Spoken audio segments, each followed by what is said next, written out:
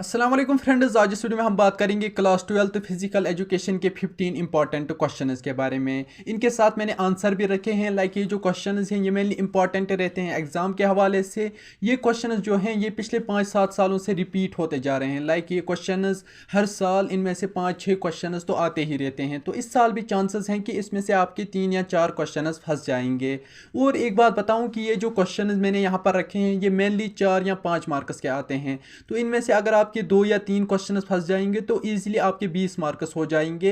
तो उससे क्या होगा कि आपका जो पास मार्क्स होगा वो ईजिली क्रैक हो जाएगा। लाइक यहाँ पर आपको 25 मार्क्स पास मार्क्स हैं, तो 20 मार्क्स जब इनमें से आपके निकलेंगे तो 5 मार्क्स आप इधर उधर करके भी आराम से कर सकते हो, फिर पास मार्क्स आपके हो जाएंगे। तो इन क्वेश्चन को आप अच्छे से याद करना। और अगर आपको ये नोट्स चाहिए जो यहाँ पर मैं दिखाऊंगा ये क्वेश्चन, तो ये आपको जेके स्टडी मटेरियल ऐप पे मिल जाएंगे। वहाँ पर आपको क्लास 12th इंपॉर्टेंट क्वेश्चन में जाना है। वहाँ पर फिजिकल एजुकेशन के सब्जेक्ट में वहाँ पर ये भरे हुए हैं, तो वहाँ पर आप ये इनको एक्सेस कर सकते हो। तो बढ़ते हैं सबसे पहले क्वेश्चन की तरफ, जो कि है what is the importance of physical education in maintaining a healthy lifestyle.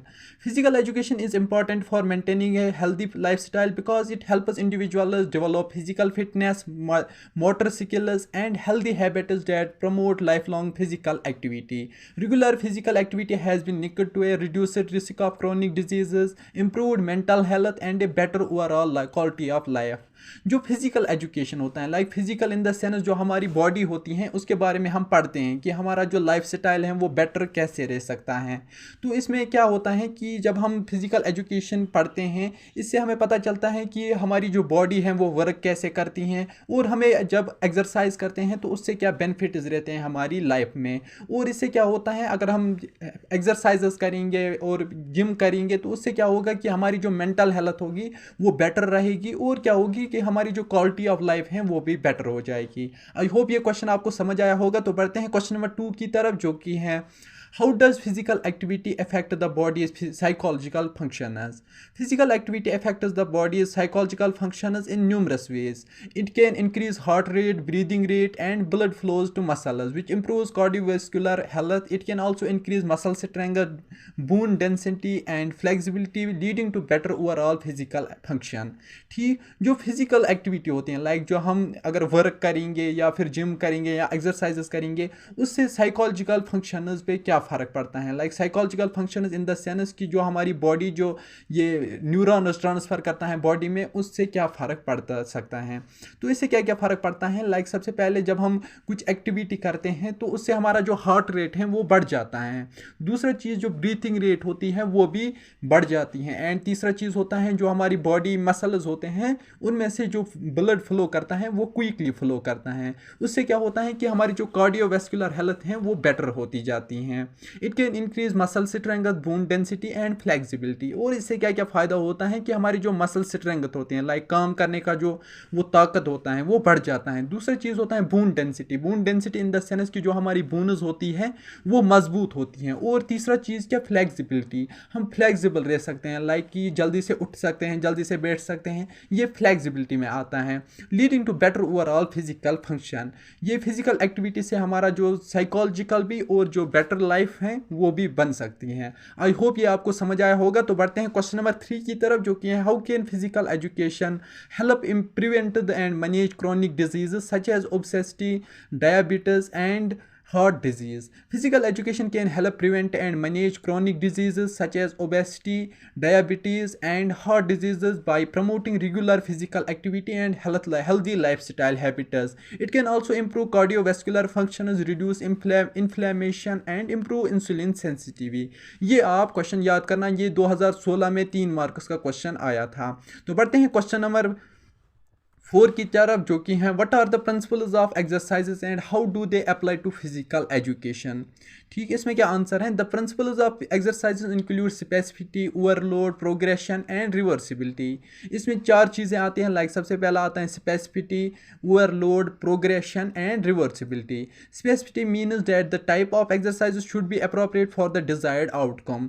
सबसे पहला जो है वो है स्पेसिफिसिटी। स्पेसिफिसिटी मतलब क्या होता है कि हमें उसी हिसाब से एक्सरसाइज करना है, लाइक कि जितना बॉडी हमारा प्रेशर वेट कर सकता है। लाइक कि जितनी हमारी ताकत होगी उतनी हिसाब से हमें एक्सरसाइज करनी होगी। एक ही दिन 10 किलो का वो उठाना नहीं है। लाइक जब जिम पे जाते हैं, एक पहले दिन जब बंदे जिम पे जाते हैं वहाँ पर वो 20 या 25 किलो का वो डंबल उठाता है, तो उससे क्या होता है कि उसमें ये बोनस जो होती हैं उन पे ज़्यादा फर्क पड़ता है। लाइक उससे बोनस क्रैश हो सकती हैं। Overload refers to gradually increasing the intensity of duration of exercise. Overload दूसरा होता है कि हम एक्सरसाइज बहुत टाइम तक करेंगे तो उससे क्या हो जाएगा कि हमारी जो ये होगी फिजिकल एजुकेशन, लाइक जो हमारी फिजिकल बॉडी होगी उस पर क्या होगा कि थोड़ा सा ज़्यादा फर्क पड़ सकता है। लाइक ज़्यादा एक्सरसाइज भी हमें नहीं करना है, लिमिट में सब कुछ करना है। आई होप ये क्वेश्चन भी आपको समझ आया होगा। तो बढ़ते हैं क्वेश्चन नंबर 5 की तरफ, जो कि है What are the benefits of cardiovascular exercise and what types of activities fall under this category? तो यहाँ पर हमें क्या बताना है कि जो बेनिफिट्स होती हैं एक्सरसाइजेस की कार्डियोवैस्कुलर में वो कौन कौन सी हैं और टाइप्स क्या होती हैं, इसके अंदर कौन कौन सी टाइप्स आती हैं। Cardiovascular exercise includes activity that increase heart rate and breathing rate such as running, cycling और स्विमिंग। इसमें क्या क्या एक्टिविटी आती हैं? सबसे पहला आता है रनिंग, साइकिलिंग एंड स्विमिंग। इन तीनों चीज़ों से क्या होता है कि हमारी heart rate and breathing rate बढ़ जाती हैं। It has been shown to improve cardiovascular health, reduce blood pressure and improve overall physical fitness। इससे क्या होता है जब हम कोई फिजिकल एक्टिविटी करते हैं लाइक रनिंग, साइकिलिंग और स्विमिंग करते हैं तो उससे क्या होता है हमारा जो ब्लड प्रेशर होता है वो थोड़ा कम हो जाता है, लाइक मीडियम में रहता है, और हमारी जो फिजिकल फिटनेस होती है वो भी बेटर रहती है। आई होप ये क्वेश्चन भी आपको अच्छे से क्लियर हुआ होगा। तो बढ़ते हैं क्वेश्चन नंबर 6 की तरफ, जो कि how can resistance training improve muscular strength, endurance and overall health. Resistance training involves using weights or resistance to improve muscular strength, endurance, and overall physical fitness. It has been shown to improve bone density, muscle mass, and physical function and reduce the risk falls of injury. तो जो ये होता है resistance training in the sense जो हम gym पे जाते हैं वहाँ पर जो हम डंबल्स उठाते हैं, यहाँ पर कुछ अलग एक्सरसाइजेस करते हैं, वही होता है रेजिस्टेंस ट्रेनिंग। तो बढ़ते हैं क्वेश्चन नंबर 7 की तरफ, जो कि है what are the components of a well rounded fitness programme. A well-rounded fitness program should include cardiovascular exercises, resistance training, flexibility training, and balance training. जो fitness like a well rounded fitness programme में कौन कौन सी exercises आनी चाहिए? सबसे पहला आना चाहिए कार्डियोवैस्कुलर एक्सरसाइज, दूसरा आना चाहिए resistance training, flexibility training and balance training. ये 4 चीज़ें नेसेसरी होती हैं वेल राउंडेड फिटनेस में। लाइक अगर हम कोई प्रोग्राम खुलाएंगे, लाइक अगर कोई जिम सेंटर खुलाएंगे, वहाँ पर ये 4 चीज़ें नेसेसरी होनी चाहिए।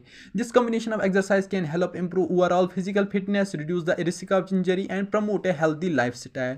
ये 4 चीज़ें जब होंगी किसी जिम सेंटर में, वहाँ पर लोग फॉलो करेंगे इसे, तो उससे क्या होगा कि हमारी जो फिजिकल फिटनेस होगी वो अच्छी रहेगी। आई होप ये भी आपको अच्छे से समझ आया होगा। तो बढ़ते हैं क्वेश्चन नंबर 8 की तरफ, जो कि what are the best practices for designing an effective workout plan.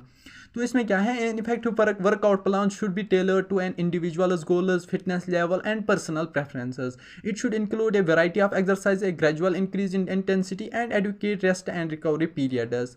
ठीक, यहाँ पर क्या है कि अगर हमें कोई वर्कआउट प्लान करना है, लाइक अगर आप सोच रहे हो कि मैं अपनी बॉडी पे वर्कआउट करूँ, अपनी बॉडी को अच्छा बनाऊँ, तो आप क्या क्या कर सकते हो? सबसे पहले आप एक्सरसाइज डेली कर सकते हो, दूसरा है gradual increase in intensity and adequate rest, और थोड़ा सा आप रेस्ट भी ले सकते हो, और कुछ डंबल्स अपने हिसाब से भी उठा सकते हो, थोड़ा वेट उठा सकते हो, और कुछ फिजिकल एक्टिविटी भी कर सकते हो। इससे क्या होगा कि आपकी जो बॉडी है वो फिट रहेगी, लाइक जो बीमारियां होती हैं उससे बच जाएगी।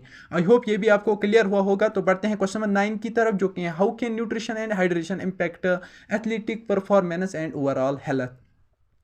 Proper nutrition and hydration are important for athletic performance and overall health. Adequate hydration can improve cardiovascular function and reduce the risk of heat exhaustion. Proper nutrition can provide the necessary fuel for exercise, promote muscle recovery, and support overall health.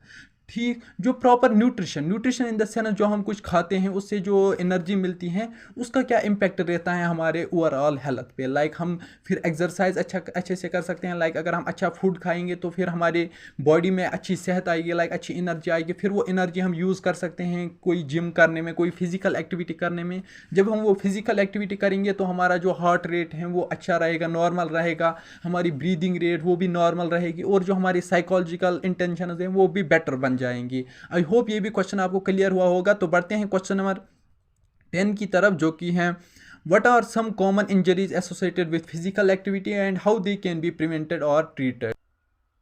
Common injuries associated with physical activity include sprains, strains, and fractures. These can be prevented by using proper form of and techniques, wearing appropriate protective gear, and gradually increasing the intensity of exercise. Injuries should be treated with rest, ice compression, and elevation, and medical attention should be sought if necessary. ठीक, जो common injuries होती हैं like जब हम कोई physical activity करते हैं like gym करते हैं, उसमें से क्या क्या जो हमारे खतरे होते हैं, लाइक क्या क्या हो सकता है, कौन कौन सी इंजरी हो सकते हैं। सबसे पहला आ सकता है उसमें स्प्रेन्स, दूसरा आता है स्ट्रेन्स, एंड तीसरा होता है फ्रैक्चर्स। ये तीन चीज़ें हो सकती हैं जब हम फिजिकल एक्टिविटी करेंगे। दिस कैन बी प्रिवेंट, इनको प्रिवेंट करने के लिए लाइक अगर हमें इन चीज़ों से बचना होगा, इन तीनों चीज़ों से अगर हमें बचना होगा तो हमें क्या क्या करना होगा, लाइक अच्छे तरीके से पहले टेक्निक सीखनी होगी। अगर हम ये एक्सरसाइज कर रहे हैं, ये एक्सरसाइज किस लिए हम कर रहे हैं, लाइक ये एक्सरसाइज कितनी देर तक करनी है। अगर कोई सेट करना है लाइक 12 बार आपको कुछ उठाना है तो आप 20 बार नहीं उठाओगे, आप 12 बार ही उठाओगे। तो इससे क्या होगा कि आपका ये जो खतरे हैं ये इससे दूर रहोगे। आई होप ये भी आपको अच्छे से क्लियर हुआ होगा। तो बढ़ते हैं क्वेश्चन नंबर 11 की तरफ, जो कि है what is the difference between aerobic and anaerobic exercise. Aerobic exercise is a type of exercise that uses oxygen to produce energy such as jogging और साइकिलिंग।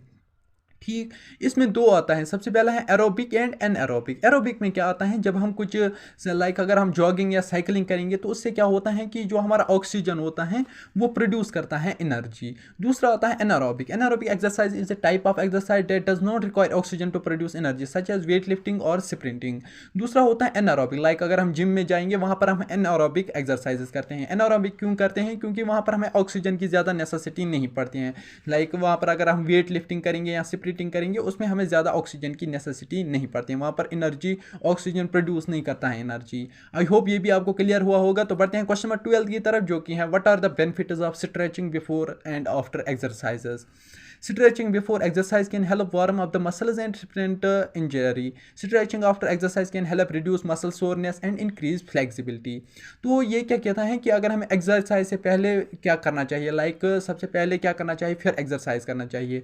जब वेट लिफ्टिंग करते हैं तो उससे पहले एक्सरसाइज करते हैं। वो एक्सरसाइज क्यों करते हैं, क्योंकि हमें वार्म अप करनी पड़ती है अपनी बॉडी को। लाइक अगर हम यहाँ से ही डायरेक्ट जाएंगे, पहले यहाँ पर बॉडी ठंडी होगी तो उससे क्या होगा, जैसे हम वेट लिफ्ट कुछ करेंगे तो हमारी बॉडी जो है वो फ्रैक्चर हो सकता है। ठीक, इसलिए बेटर होता है सबसे पहले थोड़ा वार्म अप करें, कुछ एक्सरसाइजेस करें, बेसिक एक्सरसाइज, और थोड़ी साइकिलिंग वहाँ पर करें। तो उससे क्या होगा कि हमारी बॉडी में जो ये होते हैं टेम्परेचर होता है वो इंक्रीज होगा, तो उससे हेल्प होगी कि हम फिर कुछ बड़ा कर सकते हैं, लाइक वहाँ पर कुछ अच्छा सा लिए वेट लिफ्ट उठा सकते हैं। आई होप ये भी आपको अच्छे से क्लियर हुआ होगा। तो बढ़ते हैं क्वेश्चन नंबर 13 की तरफ, जो कि है what are some benefits of participating in team supporters. Participating in team supporters can help develop social skills, team work and leadership skills.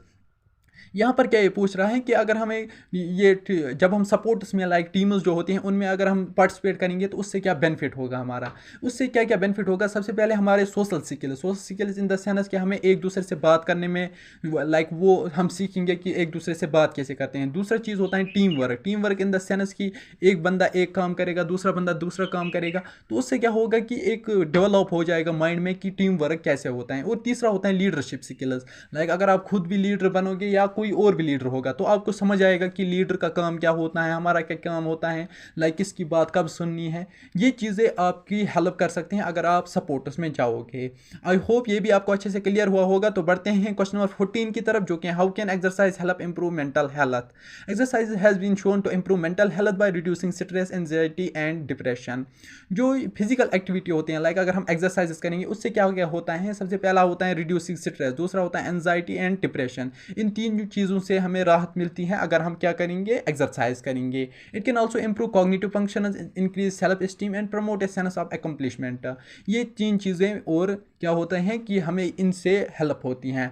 Like अगर हमें एक्सरसाइज करनी होगी, एक्सरसाइज से हमें मेंटल बेनिफिट्स मिलते हैं, लाइक हमें जो माइंड होता है वो शार्प बन जाता है और हम कुछ अच्छा सोचते हैं। आई होप ये भी आपको अच्छे से क्लियर हुआ होगा। तो बढ़ते हैं question number 15 and last one की तरफ, जो कि है what are some strategies for maintaining a healthy life style. Some strategies for maintaining a health life style include regular physical activity, healthy eating by habits, stress management, getting enough sleep and avoiding harmful substance such as tobacco and excessive alcohol. ठीक, अगर हमें healthy lifestyle जीनी है तो हमें क्या क्या करना चाहिए, यही क्वेश्चन है। तो इसका क्या आंसर है कि सबसे पहले हमें कुछ अच्छा खाना चाहिए, लाइक अच्छा खाएंगे तो अच्छी एनर्जी आएगी। दूसरा होता है फिजिकल एक्टिविटी, दो डेली एक्सरसाइज करनी होगी। तीसरा होता है स्ट्रेस मैनेजमेंट, लाइक कुछ स्ट्रेस आ गया तो उसको मैनेज करना दिमाग में ही कि उस स्ट्रेस को बाहर ना निकालना, लाइक फिर दूसरों पे चिल्लाना, ये चीज़ें नहीं करनी, उसी को बोलते हैं स्ट्रेस मैनेजमेंट। तीसरा होता चौथा होता है गेटिंग एनफ स्लीप, लाइक आप अगर 4 घंटे या 5 घंटे सोते हो तो वो बहुत कम स्लीप है। लाइक एक मैन, या अगर हम 18 साल या 20 साल के हैं तो हमारे लिए 8 आवर स्लीप नेसेसरी है। तो 8 आवर स्लीप आपको डेली करना चाहिए। तो उससे क्या होगा कि आपका जो माइंड है वो शार्प बनता जाएगा। एंड अवॉइडिंग हार्मफुल सब्सटेंस, और क्या क्या करना चाहिए, ये जो टोबैको होता है और जो अल्कोहल होता है उसको छोड़ना है, लाइक सिगरेट्स भी होते हैं इसमें। तो उन चीज़ों का अगर आप छोड़ोगे तो आपकी जो हेल्दी लाइफस्टाइल होगी वो हेल्दी बन जाएगी। आई होप गाइज कि ये वीडियो आपको पसंद आया होगा। अगर ये वीडियो आपको पसंद आया तो वीडियो को लाइक करना ना भूलना, और अगर आप मेरी चैनल पर नए हो तो सब्सक्राइब करना भी ना भूलना। मिलते हैं नेक्स्ट वीडियो में, तब तक के लिए अल्लाह हाफिज़।